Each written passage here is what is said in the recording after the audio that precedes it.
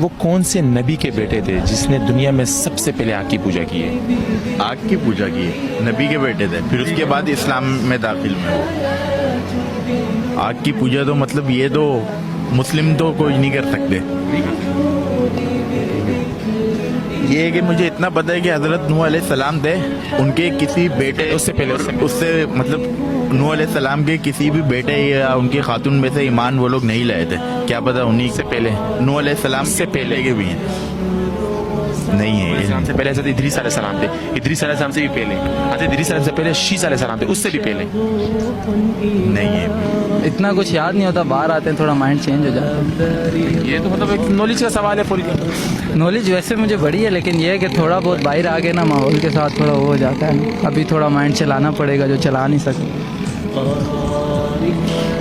قابیل نے سب سے پہلے جو ہے نا آگ کا پوجا کی تھا آدم علیہ السلام کے جو بیٹے تھے.